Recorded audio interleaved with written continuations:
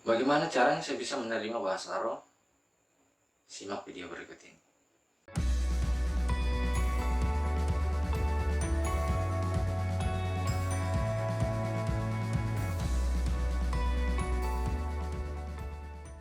Salam saudaraku yang dikasih Tuhan.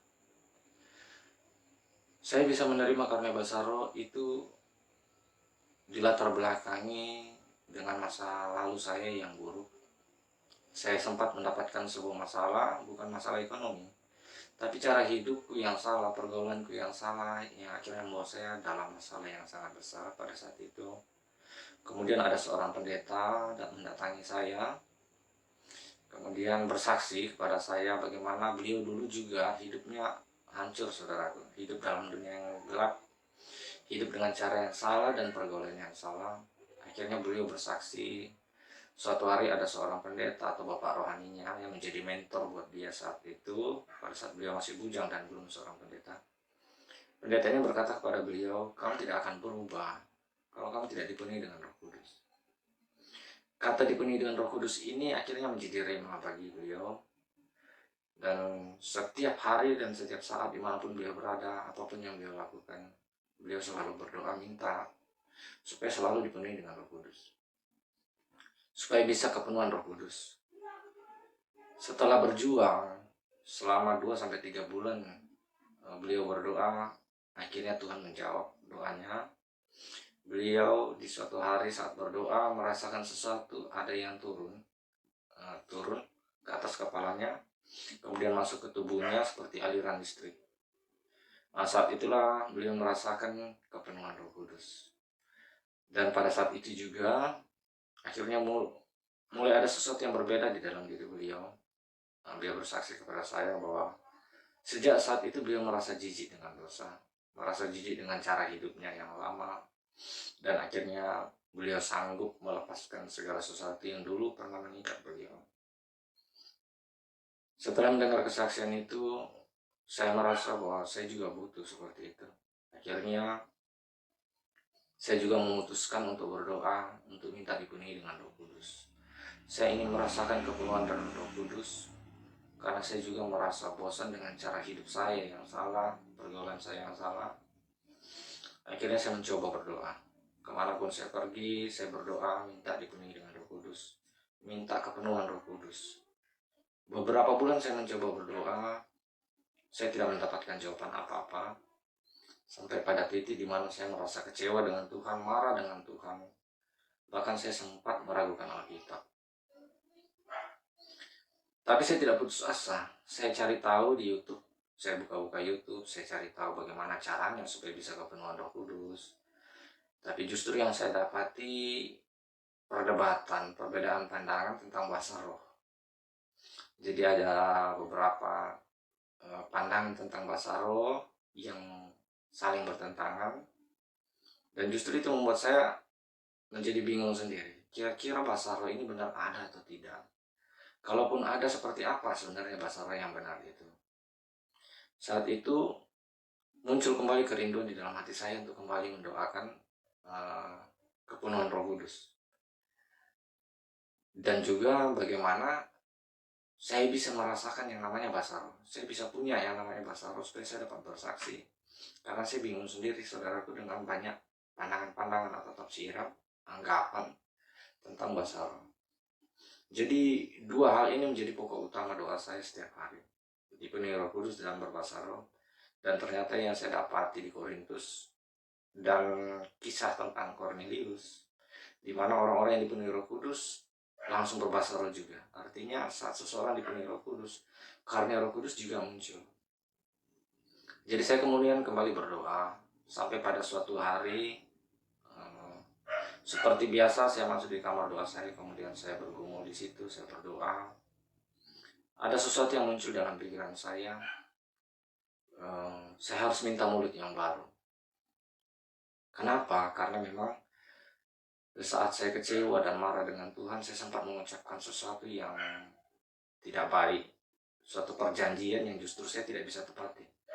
Saya membuat perjanjian dengan Tuhan yang justru saya tidak bisa tepati, dan mulut saya terikat dengan janji itu.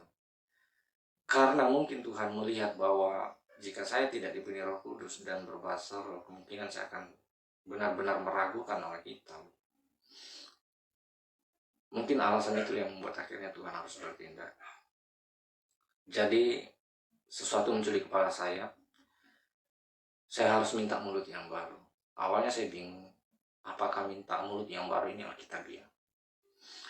Apakah itu sesuai dengan firman Tuhan?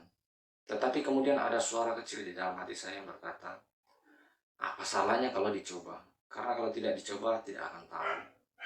Siapa tahu memang itu dari Roh Kudus. Kalau memang itu dari Roh Kudus, berarti doanya akan dijawab. Jadi saya dengan ketidaktahuan, saya mencoba untuk belajar taat. Kebetulan ada minyak di kamar doa saya ambil minyak, lalu saya urapi mulut saya. Ini sesuai dengan apa yang dilakukan dulu para imam di kemah pertemuan, di mana mereka mengurapi semua barang-barang di kemah pertemuan, bahkan kemah pertemuan itu sendiri dengan minyak urapan, dengan maksud untuk menguduskannya bagi Tuhan. Dikuduskan artinya dikhususkan bagi Tuhan. Jadi saya urapi mulut saya, kemudian saya minta Tuhan tolong ganti mulut saya yang baru, karena mulut saya sudah terikat janji, dan mulut itu tidak akan bisa berbahasa roh. Ya dengan lugunya, dengan polosnya saya lakukan itu, saya belajar taat. Sampai selesai saya mengurapi dan minta mulut yang baru, tiba-tiba dalam hati saya rindu untuk menyanyikan lagu Hatiku Percaya. Saya menyanyikan lagu Hatiku Percaya hanya di rap, tapi diulang-ulang. Tiba-tiba kedua tangan saya terangkat sendiri. Kedua tangan saya terangkat sendiri sampai ke atas. Setelah itu saya merasakan sesuatu mengalir dari dalam hati saya, seperti air. Bukan soal kitabiah, tapi memang mengalir seperti air, dan kita sangat merasakan, benar-benar merasakan. Ada sesuatu yang mengalir seperti air dari dalam hati saya, kemudian mengalir ke seluruh tubuh saya, sampai pada titik akhirnya saya penuh dengan Roh Kudus. Saya bisa merasakan dengan jelas ada sosok lain di dalam tubuh saya, yang akhirnya kemudian berkata-kata atau berbicara, dan saya tahu itu bahasa roh. Karena bahasa yang disampaikan roh itu lewat mulut saya, itu bahasa yang tidak pernah keluar dari mulut saya, bahkan saya tidak tahu itu bahasa apa. Artinya bahasa negara apa saya tidak tahu, tapi yang saya tahu pasti itulah bahasa roh. Nah, saat itulah saya baru tahu seperti ini tuh ternyata bahasa roh itu. Memang beda sekali dengan apa yang selama ini kita dengar atau kita lihat di YouTube. Misalnya kita lihat YouTube, nonton YouTube. Bahkan yang biasa diselingi di dalam lagu-lagu rohani, ada yang biasa berbahasa roh, misalnya direkam secara live. Memang beda, jauh sekali bedanya. Tapi saya di sini bersaksi bukan untuk menilai mana yang benar, mana yang salah. Dan sesuai dengan apa yang saya sampaikan di video sebelumnya, bahwa sangat sulit untuk mengatakan bahasa roh ini asli atau palsu, atau mengatakan itu sesat dan lain sebagainya, kalau kita tidak bisa menunjukkan sendiri yang mana yang asli. Jadi saya akan coba malam ini, mudah-mudahan bisa untuk berbahasa roh. Sebenarnya saya sudah merekam satu video tentang kesaksian ini, cuma karena gambarnya buram sekali saudaraku, jadi saya coba merekam ulang lagi. Sebenarnya sudah siap, tapi saya coba rekam ulang lagi, dan mudah-mudahan masih bisa berbahasa roh. Kita berdoa saja. Saya akan contohkan bahasa roh yang benar. Hanya di dalam nama Yesus Kristus, izinkan hamba-Nya untuk dipenuhi dengan Roh Kudus, dan kembali untuk mencontohkan bahasa roh yang memang berasal dari Tuhan. Karunia Roh-Mu yang kudus dinyatakan malam ini.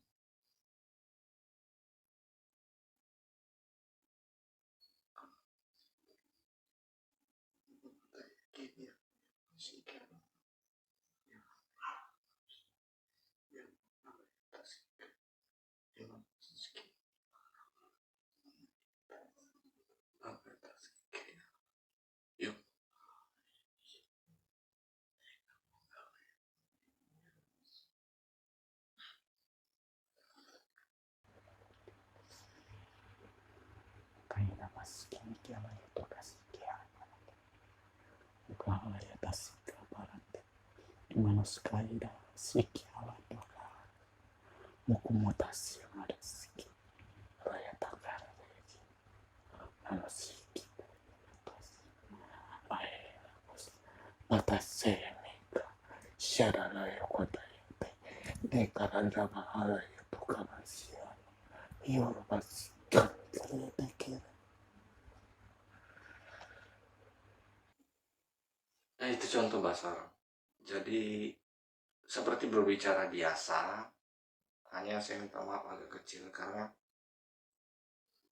kalau Basaro dikeluarkan lepas itu kondisi kita jadi seperti gimana ya? Ya bagaimana lah kalau orang itu dipenuhi dengan Roh Kudus. Contohnya juga orang dipenuhi dengan roh jahat ya. Biasanya manifestasinya itu